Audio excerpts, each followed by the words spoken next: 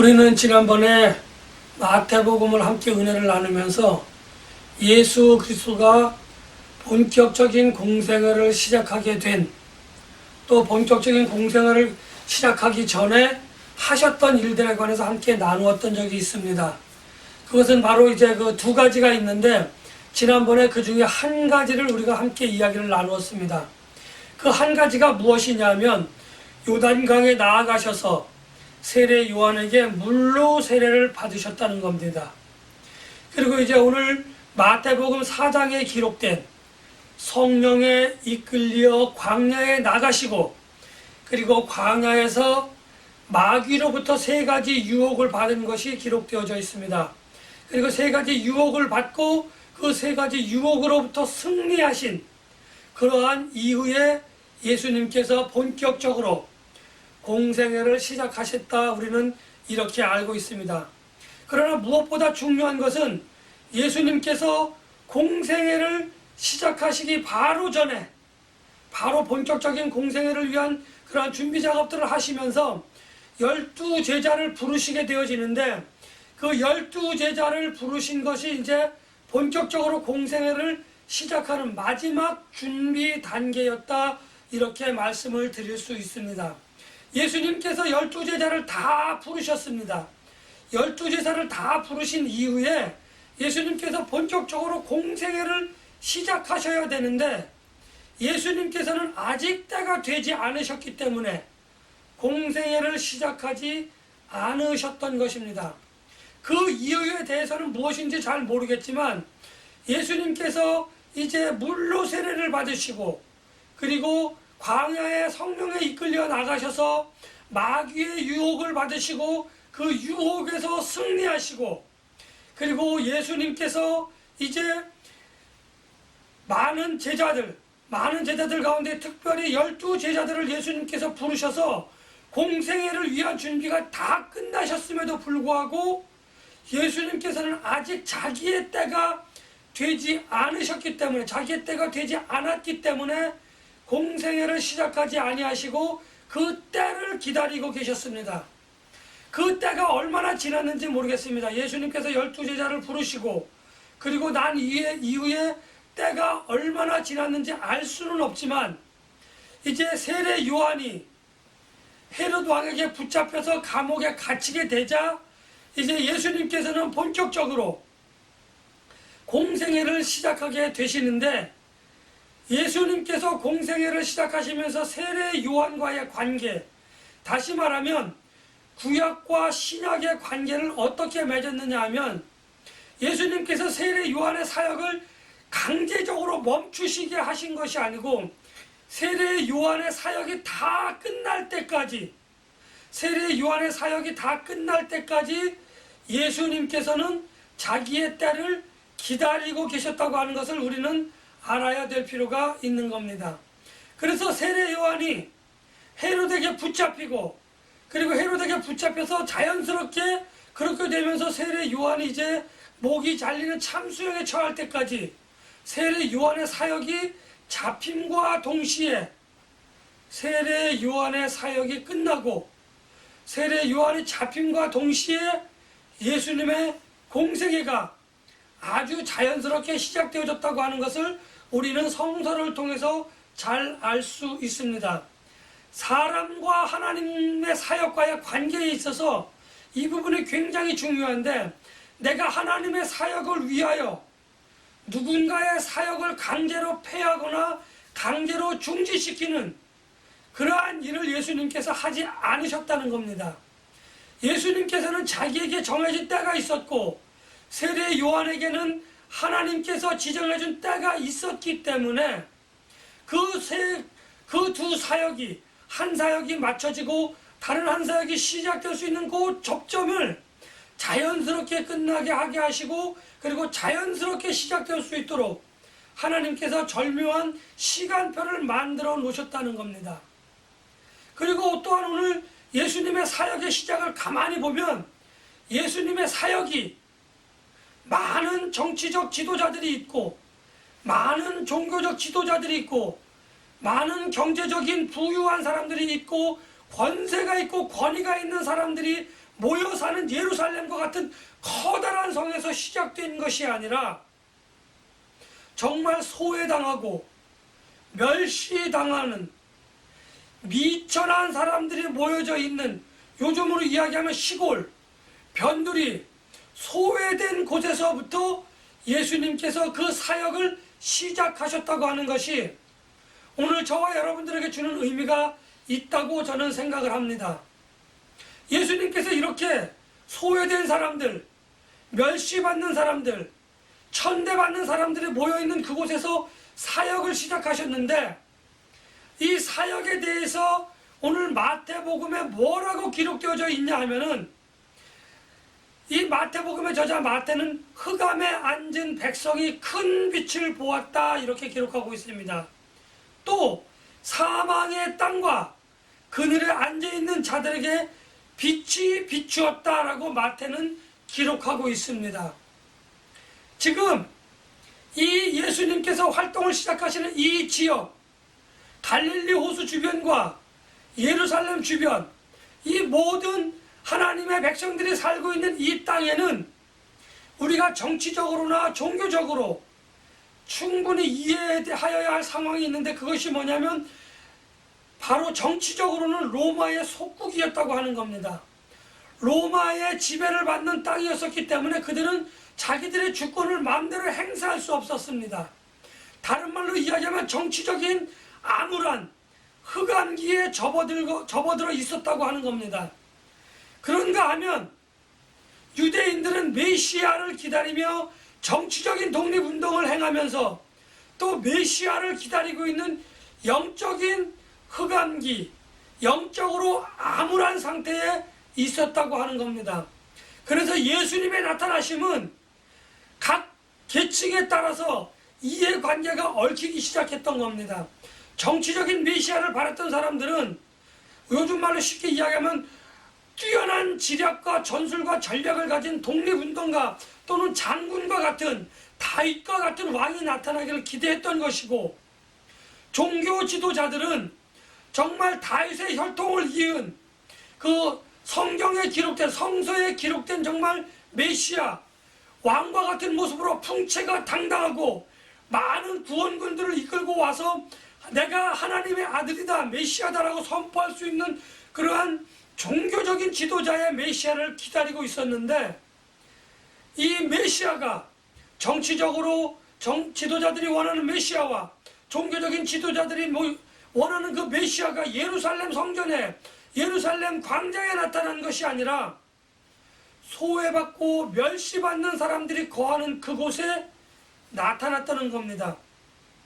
아무런 정치적인, 아무런 종교적인 혜택도 받을 수 없는 그 사람들에게 예수님이 나타나셔서 예수님께서 그들에게 외치신 회개하라 천국이 가까이 왔느니라 라고 하는 그 외침 한마디는 흑암에 있는 백성들에게 빛이 되었고, 사망과 그늘의 땅에 앉아서 낭망하고 절망해 있던 사람들에게 생명을 주는 그러한 소리가 되어줬다고 하는 겁니다. 어두운 세상에 빛으로 오신 예수님의 그 빛이 오늘 우리가 예배를 드리는 우리 여러분들과 저에게 지금 이 시간 그 빛이 그때도 비쳤고 지금도 비치고 있다고 하는 사실을 우리는 반드시 기억하고, 분명하게 기억하고, 우리는 이 빛 가운데에 걸어가며 이 빛 가운데에서 모든 것들을 생각하고 말하며 행동하여야 할 것입니다. 그렇지 않다고 한다면 우리는 이 빛의 자녀가 아니라, 이 빛 가운데에 거하는 사람들이 아니라 여전히 그들이 로마의 속국이 되어져서 그들의 종노릇하였던 것 같이, 영적으로는 그들이 사망의 권세의 종노릇했던 것 같이 그 종노릇을 우리는 면치 못할 것이라고 합니다. 예수님께서 나타나심은 마치 이스라엘 백성들이 광야에서 이리 보고 저리 보아도 마실 물도 없고 먹을 것이 없고 어디 하나 기댈 곳이 없는 그 죽음의 땅에서 하나님께서 그들에게 먹을 것을 주시고 마실 물을 주시며 고기를 주시며 또 그들을 인도하시며 그들을 적군들로부터, 그들을 해치려고 하는 그 무리들로부터 하나님께서 그들과 함께 하시면서 지키시고 보호하시고 인도하셔서 마침내 약속의 땅을 그들이 받을 수 있었던 것 같이 흑암과 어둠과 사망의 그늘에 있었던 땅에게 있었던 많은 이스라엘 백성들에게 한 줄기 빛이 비춰지기 시작했다고 하는 겁니다. 이들에게 예수 그리스도께서 구원의 빛을 비추신 것은 그들이 무엇을 잘해서, 그들이 무엇을 많이 해서, 그들이 하나님을 놀래킬 만한 그런 일들을 해서가 아니라 그냥 하나님께서 약속하시고 그 약속을 이루시기 위하여 그들에게 아무런 대가도 없이 오직 예수 그리스도를 믿는 그 믿음으로 구원하셨다고 하는 것은 하나님의 은혜가 아니면 설명할 수 없다고 하는 것을 우리는 깨달아야만 합니다. 그래서 우리에게, 저에게, 여러분들에게 하나님의 은혜가 필요하다고 하는 것을 우리는 분명히 기억하고 그 하나님의 은혜를 우리가 떠나지 말아야 할 것입니다. 예수님께서 말씀하셨습니다. 회개하라, 천국이 가까이 왔느니라. 오늘 성경 본문에는 이르시되라고 이야기하고 있지만 예수님께서 말씀하신 그 말씀 한마디, 회개하라, 천국이 가까이 왔느니라 라고 하는 그 말은 그의 앞에 선 구약의 마지막 선지자 세례 요한이 예수님께서 외치실 그 사역을 한번 외쳤던 맛보기 판으로 회개하라, 천국이 가까이 왔느니라 라고 외쳤던 그 말과 1.1획도 틀리지 않은 그러한 말씀이라고 하는 것, 세례 요한이 예고하였던 복음과 하나님께서 외치시는 복음, 예수님께서 외치시는 그 복음이 1.1획도 틀리지 않다고 하는 사실을 우리는 기억하고 있어야 합니다. 예수님께서는 이제 회개하라, 천국이 가까이 왔느니라 라고 선포하신 이후에 이 복음을 전파할 그러한 사람들을 모으기 시작했다고 하는 겁니다. 그 사람들을 우리는 12제자라고 이야기를 하고 있습니다. 예수님께서는 그 복음의 전파를 예수님께서 말씀 한마디로 동해번쩍 서해번쩍 하시면서 전할 수도 있었지만 예수님께서 12제자를 부르신 그 목적을 우리는 알아야만 할 것입니다. 예수님께서 전하신 이 복음, 이 복음을, 그 복음의 궁극적인 목적은 많은 사람들에게 있어서 복음을 전파하여 그들이 구원을 받게 하는 것은 물론이거니와 그들에게서 그들을 억누르고 그들을 아주 단단히 감아서 그들을 숨 쉴 수 없을 만큼 괴롭히는 그 질고를 벗겨야 하는 그 사명이 그 12제자들에게 전달되어지는 그 소중한 12제자는 예수님으로부터 복음을 전파하고 그 복음의 능력으로 사람들이 어찌할 수 없는 그 질고를 벗겨내야 하는 그 두 가지 사명을 예수님으로부터 그들은 받게 되어집니다. 여기서 질고라고 하는 것에 관해서는 여러 가지로 생각하고 여러 가지로 말할 수 있겠지만 성서에서는 이 질고를 세상의 모든 질병과 모든 약한 것이라고 이야기하고 있습니다.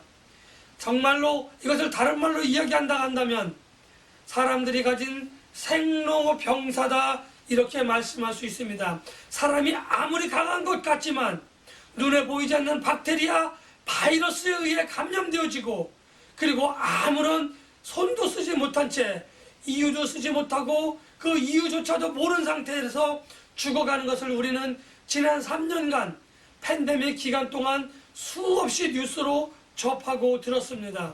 또 내가 알지 못하는 사이에 내가 원하지 않아도 또 다른 사람으로 인하여 내가 이유 없이 죽어야 하는 그러한 일들도 우리는 많이 뉴스로 들을 수가 있었습니다. 아무튼 인간의 생로병사와 또 그들이 가지고 있는 모든 그 죄의 권세를 깨트려야 하는, 깨트릴 수 있는 그 능력을 가진 복음을 전파하고 그 복음의 능력을 알도록 하게 하시기 위하여 예수님께서는 12제자들을 부르셨다고 하는 것입니다. 그 부르신 12제자가 이제 지금은 세상에 없지만 그들의 뒤를 위하여 예수님께서 사람들을 부르셨는데 그 사람들을 우리는 다른 말로 성도라 이렇게 이야기할 수 있습니다. 우리는 내가 복음으로 말미암아 내가 구원을 받았지만 우리는 내가 구원을 받은 그 순간부터는 우리는 복음을 전파하여야 하고 복음이 질고를 벗겨낼 수 있다고 하는 그 복음의 능력을 우리는 세상 사람들에게 알려야 하고 세상 사람들에게 그것을 보여주어야 할 그 복음의 능력을 전파하여야 할 그러한 사명을 우리는 받았다고 하는 것을 우리는 알아야만 합니다. 그렇다고 한다면 예수님께서 왜 12제자에게 복음의 전파와 복음의 능력을 전하라고 말씀하셨을까요? 많은 사람들이 지금도 기다리고 있는 하나님의 나라, 약속을 유업으로 받을 수 있는 하나님의 나라를 기다리고 있습니다. 그러나 아직 때가 되지 않아서 많은 사람들이 이 땅 위에서 질병으로 인하여 고통을 받고 또 다른 우리를 약하게 하는 것들로 인하여 고통을 받는 경우가 허다합니다. 우리가 하나님을 믿는다 하면서도 우리가 하나님을 믿고 있음에도 불구하고 우리는 세상의 질고를 깨뜨리고 나아갈 힘과 능력을 얻지 못하였습니다. 그래서 우리에게는 복음의 능력이 필요하고 복음으로 말미암아 받는 그 구원을 통하여 잠시라도 이 땅 위에서 하나님의 나라의 평안이, 하나님의 나라의 기쁨이, 하나님의 나라의 영광을 맛볼 수 있도록 예수 그리스도께서는 복음의 능력으로 우리가 당하고 있는 모든 질고를 깨뜨릴 수 있다고 말씀을 하셨던 겁니다. 왜냐하면요, 예수님께서 3가지 유혹을 받으시고 그 3가지 유혹을 하나님의 말씀으로 물리치시고 그러한 것들을 우리에게 보여주셨기 때문에 하나님이 세상의 질고를 이기시는 그 모습을 보여주셨습니다. 저에게 보여주셨고요, 여러분들에게 보여주셨습니다. 그래서 이 보여주신 것, 예수님께서 이 3가지 유혹을 이겨내셨기 때문에 우리도 하나님으로부터 그 능력을, 복음의 그 능력을 받아서 이것을 깨치고 이것을 이길 수 있다고 하는 것을 보여주셨기 때문에 우리에게도 복음의 능력을 힘입으면 세상의 모든 질고를 깨뜨리고 나아갈 수 있다고 하는 것을, 그래서 하나님의 나라의 평안을, 하나님 나라의 기쁨을, 하나님 나라의 영광을 잠시라도 세상에서 누려보고 하나님 나라에는 그것보다 더 큰 영광과 기쁨과 평안이 있다고 하는 것을 우리가 바라볼 수 있는 그 소망을 갖도록 하시기 위하여 복음의 능력을 힘입으라고 제자들을 부르셨고 그들을 가르쳤다고 하는 겁니다.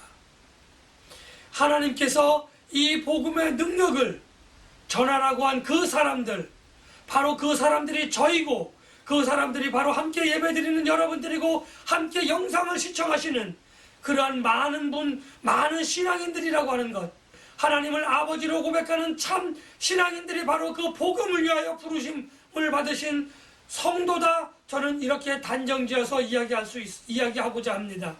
12사도만이 그것을 위하여 부르신 것이 아니고 그들의 뒤를 이어서 하나님께서는 우리들에게 복음 전파의 사명과 복음의 능력을 전할 사명을 주셨다고 하는 것을 우리가 분명히 기억하시고 우리는 그 사명을 게을리해서는 안 될 것입니다.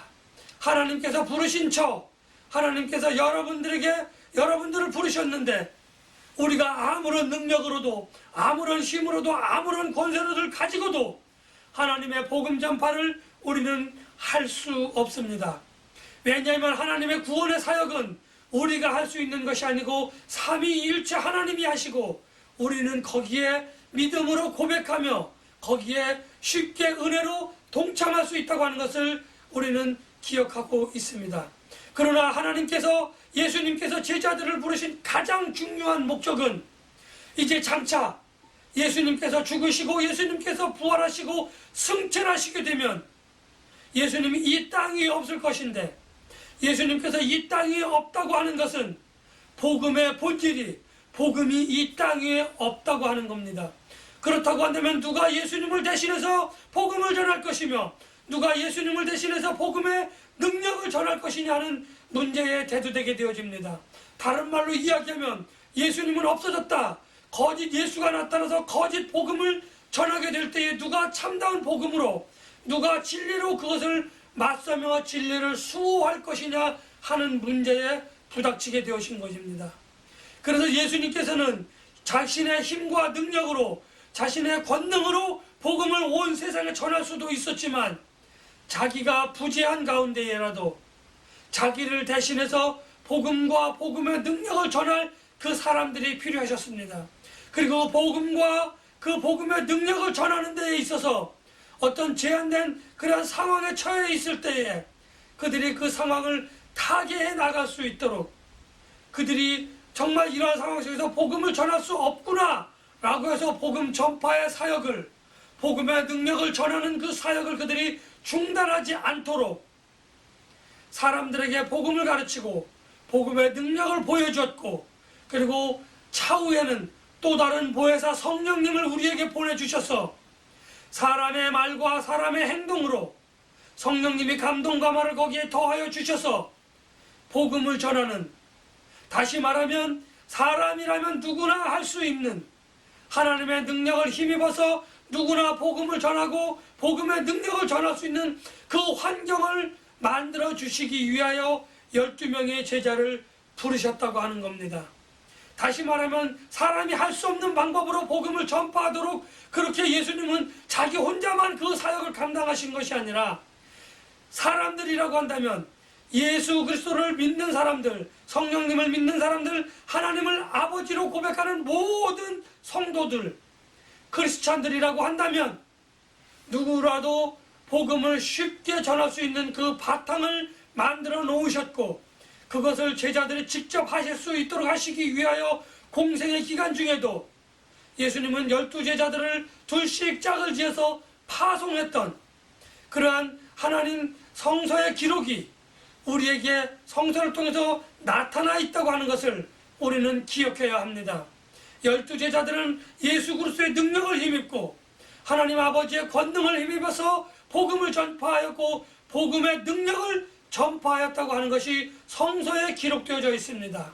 이것을 우리는 기억하고 우리도 이러한 사역에 결단하고 뛰어들 줄 알아야 할 것입니다. 예수님의 죽음과 예수님의 승천, 오늘 우리는 예수님이 어디 있느냐, 하나님이 어디 있느냐, 참으로 우스꽝스러운 질문을 하게 되어집니다. 어처구니 없는 질문을 하게 되어집니다.